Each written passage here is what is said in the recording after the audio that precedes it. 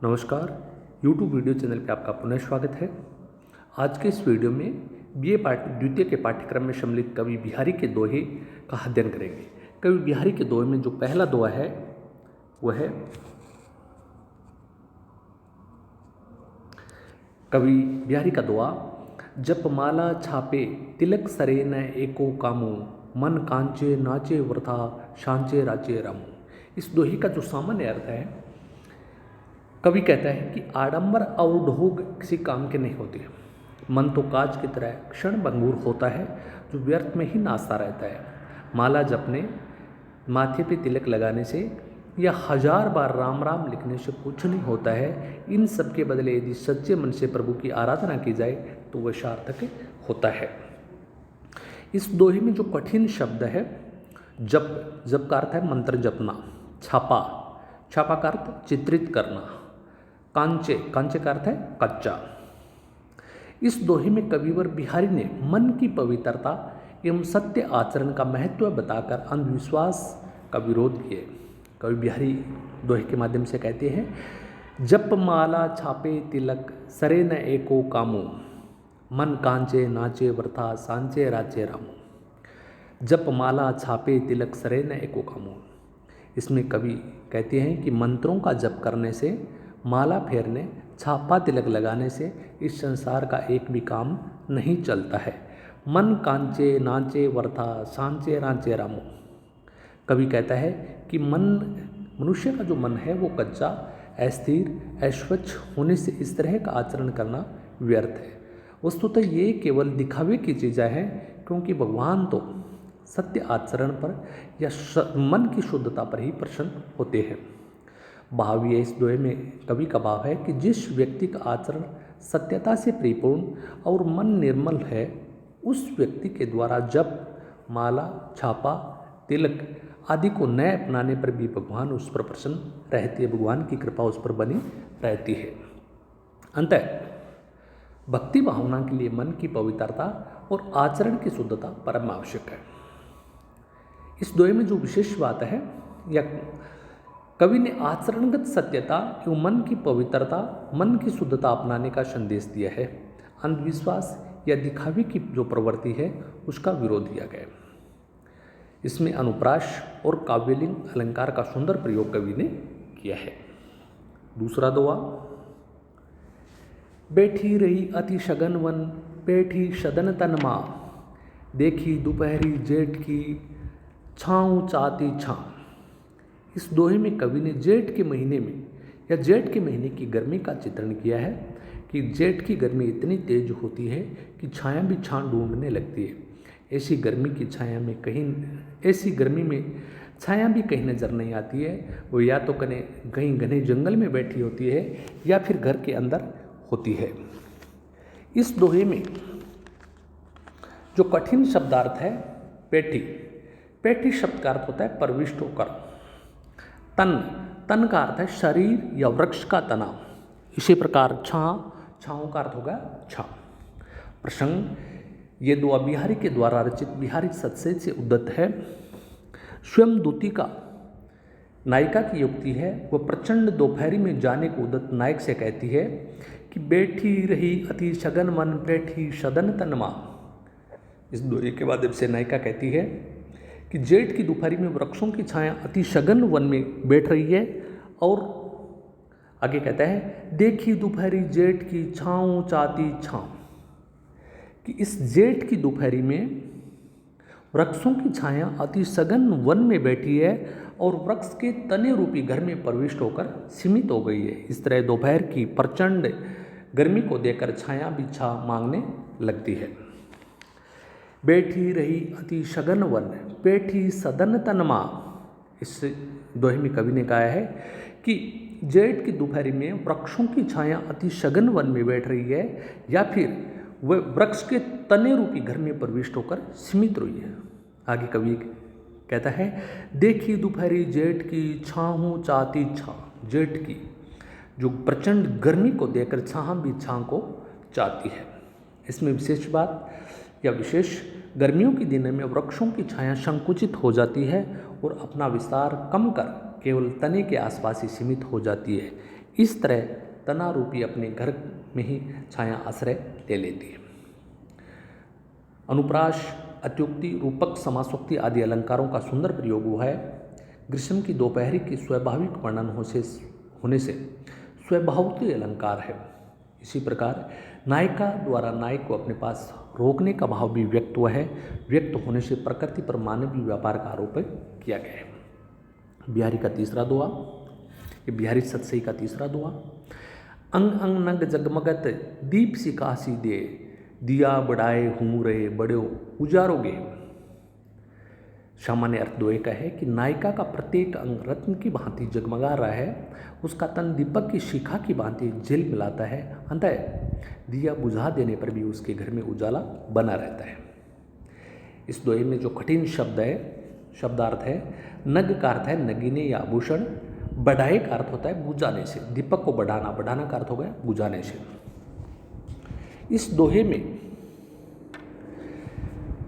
कवि बिहारी ने नायिका के नक्सिक का वर्णन किया है और एक सखी नायक के पास जाकर अपनी प्रिय सखी नायिका के सौंदर्य का वर्णन करती हुई कहती है कि अंग अंग नग जगमगत दीप सिखासी दे। नायिका की शारीरिक क्रांति अत्यधिक सुंदर है, उसके अंग प्रत्यंग नग नगिनों से जड़ित आभूषण है, जिसकी कांति से उसका शरीर दीप शिखा के समान चमक रहा है। आगे दिया बुढ़ाए हूँ रहे बड़े उजारोगे।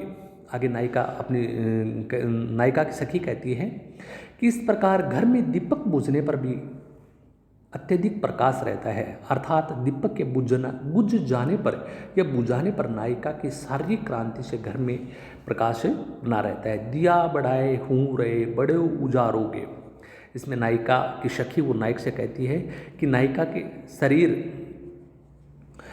कि इतनी चमक है, इतनी क्रांति है कि घर का दीपक बुझाने पर भी घर में प्रकाश बना रहता है। विशेष महाकवि कालिदास ने भी नायिका की देह की उपमा दीप शिखा से की है। शूद्रक तथा विद्यापति ने भी इसका उपमान रूपों में प्रयोग किया है। इसमें उपमा, अतिशोक्ति आदि अलंकारों का सुंदर प्रयोग है। अगला दोहा, पत्राही तिथि पाइये वांगर के चौपाश। पत्राही तिथि पाइये वांगर के चौपास, नित प्रति पुण्य रहे आनन ओप उजास। सामान्य अर्थ है कि नायिका की सुंदरता का वर्णन करते हुए बिहारी कहते हैं कि नायिका के घर के चारों ओर पंचांग से ही तिथि ज्ञात की जा सकती है, क्योंकि नायिका के मुख की सुंदरता का प्रकाश वहाँ सदा फैला रहता है, जिससे वहाँ सदा पूर्णिमा का आभास होता है। दोहे के कठिन शब्दार्थ, ही का अर्थ होता है में रहो, ओप का अर्थ हो गया छवि, उजास का अर्थ होता है आलोक या प्रकाश। इस दोहे में कवि बिहारी ने नायिका के मुख सौंदर्य की अतिशयता का वर्णन किया गया। दोहा है, पत्राही तिथि पाइये वहाँ घर के चौपाश। कवि बिहारी कहते हैं कि नायिका की सखी नायक से उसके मुख की प्रशंसा करते हुए कहते हैं कि उसका मुख पूर्णिमा के चंद्रमा के समान है, जिसकी छवि के आलोक में उसके घर के आसपास नित्य प्रति पूर्णिमा की भ्रांति बनी रहती है। पत्राही तिथि पाइये वहाँ घर के चौपास, नित प्रति पुण्यो रहे आनन ओप उजास। इस दोहे के माध्यम से जो नायिका है वो अपनी नायिका की सखी नायक से कहती है कि नायिका के मुख पूर्णिमा के चंद्रमा के समान है, जिसकी छवि के आलोक से उसके घर के आसपास नित्य प्रति पूर्णिमा की ही भ्रांति रहती है। केवल पत्रा का अर्थ होगा पंचांग के द्वारा ही वहाँ पर वास्तविक तिथि का ज्ञान होता है।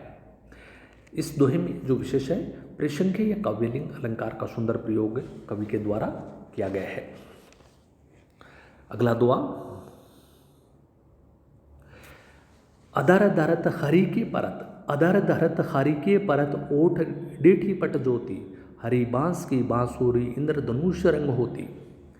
इस दोहे में राधा जी की सखी श्री कृष्ण की मुरली से प्रभावित होकर उनसे कहती हैं कि जब श्री कृष्ण हरे बांस की बांसुरी को बजाने के लिए लालिमा लिए हुए अपने होठों पर रखते हैं और उसके काले नैनों का रंग और श्री कृष्ण जी के द्वारा पहने हुए पीले रंग के वस्त्रों का जो पीला रंग है उस हरे बांस की बांसुरी पर पड़ता है, तो वह हरे रंग की बांस की बांसुरी इंद्रधनुष के समान 7 रंगों में चमक उठती है, अर्थात बहुत सुंदर एवं आकर्षक प्रतीत होती है।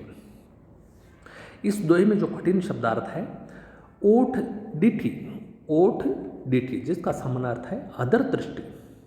दूसरा पट्टज्योति, पट्टज्योति का अर्थ है शब्दार्थ है वस्त्र आभा।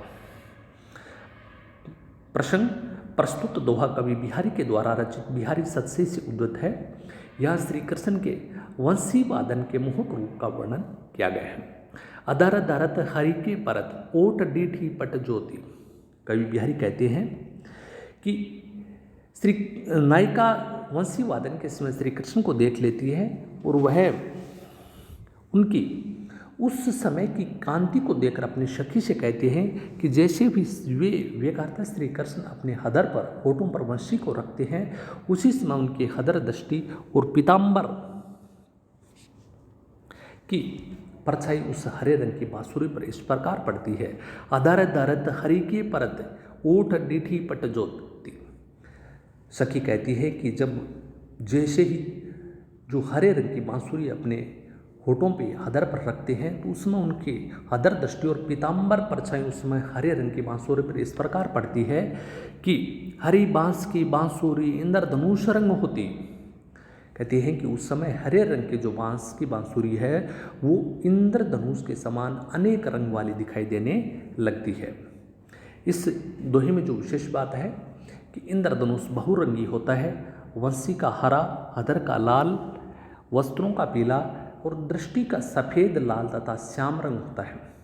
इस दोहे में शलेष और यमक अलंकार का सुंदर प्रयोग कवि ने किया है। अगला जो दोहा है श्रृंगार का, बहुत ही सुंदर दोहा है कवि बिहारी का। कहत नटत रिजत खिजत मिलत खिलत लजियात भरे भुवन में करत है नैननु ही शब्बात। इस दोहे में गुरुजनों की उपस्थिति के कारण कक्ष में नायक नायिका मुख से वार्तालाप करने में असमर्थ है, क्योंकि जो भवन है वो गुरुजनों या परिवारजनों से भरा हुआ है। आंखों के संकेतों के द्वारा नायक नायिका को काम क्रीड़ा हेतु प्रार्थना करता है। नायिका मना कर देती है और नायक उसकी ना को हाँ समझकर रिझ जाता है और नायिका उसे खुश देखकर खींच उठती है। अंत में दोनों में समझौता हो जाता है और नायक पुनः प्रसन्न हो जाता है और नायक की प्रसन्नता को देखकर नायिका लजा जाती है। इस दोहे में जो कठिन शब्दार्थ है नटत, नटत शब्द का अर्थ है अस्वीकार करना, ना करना। खिजत मतलब खींच उठना, क्रोधित होना। खिलत का अर्थ है प्रसन्न होना। प्रसंग इस दोहे में बिहारी नायक और नायिका के नेत्र संकेतों और लज्जा आदि का वर्णन किया है। इसमें श्रृंगार रस के अनुभवों की सुंदर व्यंजना कवि ने की है। दोहा है कहत नटत रिजत खिजत मिलत खिलत लजियात। इसमें नायक और नायिका भरे भवन के भीतर सब व्यक्तियों के सामने नेत्रों के संकेत से बातें कर रहे हैं। नायक नेत्रों के संकेत से अभिसार का प्रस्ताव करता है तो नायिका नट जाती है। कहत नायक ने कहा, नटत नायिका नट जाती है और नायिका के नटने की कला देखकर नायक उस पर रिझ जाता है। कहत नायक ने कहा, अभिसार करने के लिए कहा और नायिका ने ना कर दिया। नटत खींचत और उसके ना करने की जो कला है उसको देखकर नायक उस पर खींच उठता है। रिजत नायक उस पर रिझ जाता है तो परंतु इससे नायिका को और अधिक खींच होने लगती है। खींचत नायिका इस पर और अधिक खींच जाती है। इस तरह संकेत करते करते उन दोनों के नेत्र मिल जाते हैं। प्रेम नेत्र प्रेम से मिल जाते हैं और मिलते ही वो खिलत लज्जात दोनों प्रसन्न हो जाते हैं और प्रसन्न होते ही उनके तुरंत मन में आता है कि हम कहीं इस ऐसी जगह खड़े हैं जहाँ हमारे अभिभावक गुरुजन बैठे हैं, तो वो शर्मा जाते हैं। भरे भुवन में करत है नैननु ही शब्बात। इस तरह संकेत करते रहने से जब उन दोनों को या दोनों के नेत्र प्रेम से मिल जाते हैं तो प्रसन्न हो उठते हैं, परंतु अन्य लोगों को देखकर उन्हें लज्जा भी होने लगती है। इस दोहे के माध्यम से बिहारी ने संहार शक्ति का बहुत ही सुंदर परिचय दिया है।